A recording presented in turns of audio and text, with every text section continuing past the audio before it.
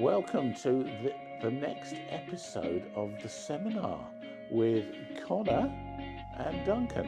And it's great to be trying out another one of these discussions that we have started to hold. And tonight's topic is good and evil. So, Connor, I don't know whether you've got a particular thing you want to flag up or question. I mean, I've got one or two, but I'm going to sort of give you the opportunity to tell us, what do you want to talk about to do with good and evil? Fantastic. Now then, hello. Nice I avoided that this time. We had enough now then. So no, go on then. Never too many. Nice to be back. Yeah, it is. It's really good. Cosy sofa you've got here, Connor, in your home. And, the camera's a bit higher this time, so it'll be looking down on us. We don't know what we're doing, really, do we? No, it's quite nice for looking down. I had a bit of a gut last time, so it's good and evil. Camera angles. That's the one that's... Okay, so... keep going, Connor. Keep going. So, in terms of good and evil, I guess where to start with is who defines what it is to be good and what it is to be evil? Because one man's good could be another man's evil. Yeah, I had. Funny enough, that was kind of one of the places I might have started with this. So you're asking me that, are you? Where do you start with it? What is evil? Yes. And what is not evil? But then who has the right to define what is good and evil? Yeah, that is a good question. Well, I think it depends whether we think anybody should pontificate about the right answer to that one or not. Society and culture shapes what we think sometimes we would put in an evil category or a good category. It could link with morals and ethics and behaviour. I mean, from a faith point of view, I think there's some that I would immediately flag up. Things like 10 Commandments, and whether we think they are good or bad. And if it's bad, does bad constitute evil? Well, this ties in what you were saying earlier, really, because from my perspective and what I used to work in previously, often it is society's norms and values that determine what it is to be good and evil. For example, what we may see in this country as being good and evil might not necessarily be the case in a different country because of society's norms, values, and, well, as you said before, culture. Right. So do you think, I mean, I'm going off, look, I think I don't want to get away from that topic because I'm not sure if I know exactly how to answer that one straight away, and maybe you've got me thinking about what the answer to that one would be. But I think I'd want to say, do people feel that we're in a good world generally and tend to be almost glass half full, or do they think we're in an evil world? Once again, I'd say with that one, I think it depends entirely who you're asking. Okay.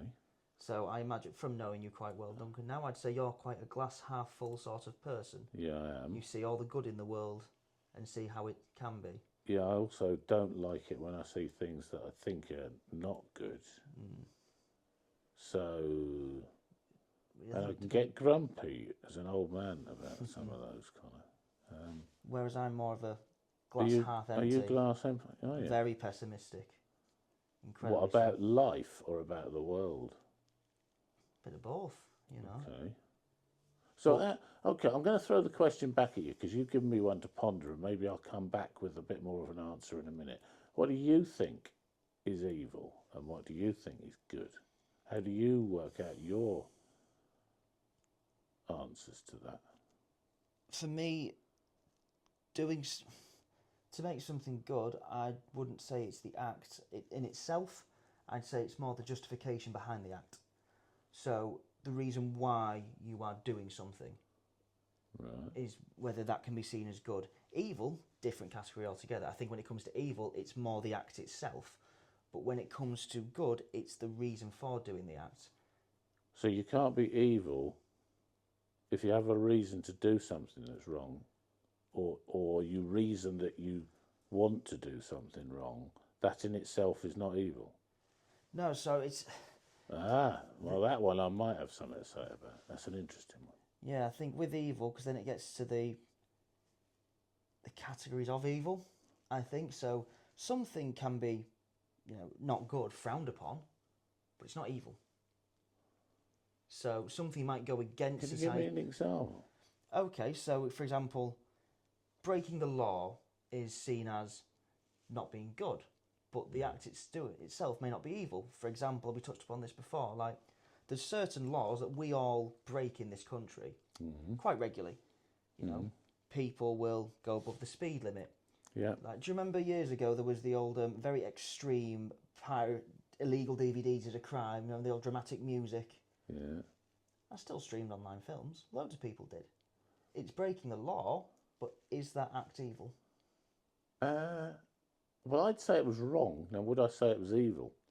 Evil's a strong word. Incredibly, an overused word as well. Incredibly overused, I think. Well, it depends. Depends on what your definition is, I suppose. You see, I would. Do you think? I mean, you've got a 3-year-old, haven't you?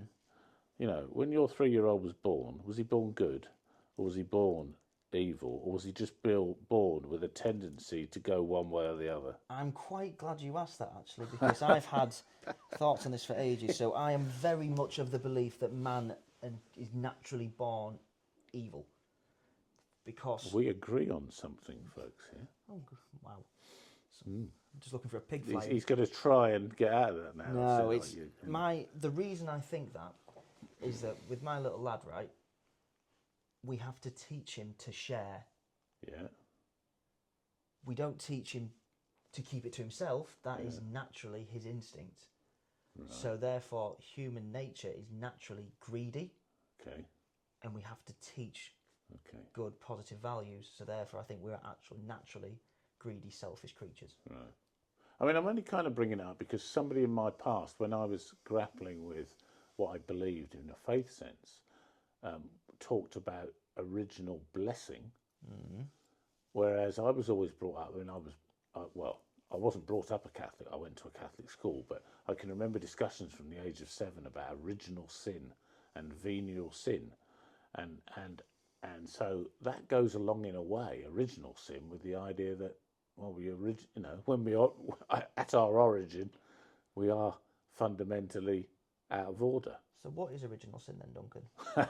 Well, I'm not a Catholic, as I said, no. But I mean, I think some of it comes back from my point of view, biblically, to the Book of Genesis, and you can take the Book of Genesis, at least the first few chapters.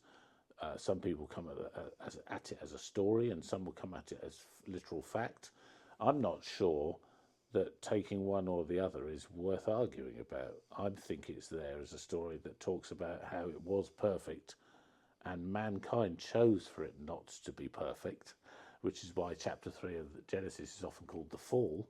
And from that perspective, I see it that humanity is fallen, which means we start off at birth fallen, and the only reason for the biblical story to get us into a position of hope is that actually it turns it around and puts it back to perfect at the end.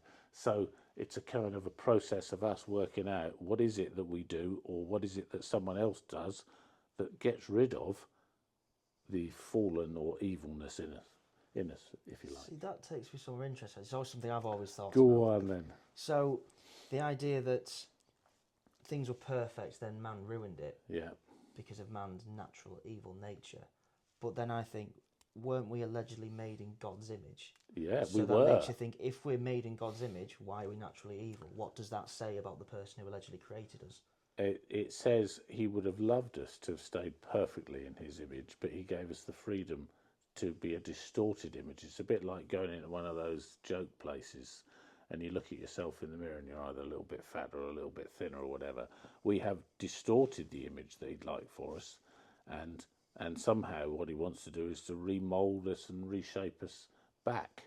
But we can't do it on our own, because we showed in the Bible that through chapters in that Old Testament story, every time we decided to go our own way, we messed it up even more. And it was a bit like, well, come back to being better, but every time we worked to get better, we never got there, and then we went off again. So I think it was saying we haven't got the capability of being perfect on our own back. So we're a bit of a failed project. Yeah, in a way, yeah. Yeah. It's an interesting way to think about it. But if you'd made us a perfect project, then it wouldn't have been, we'd have no identity because we'd all be the same.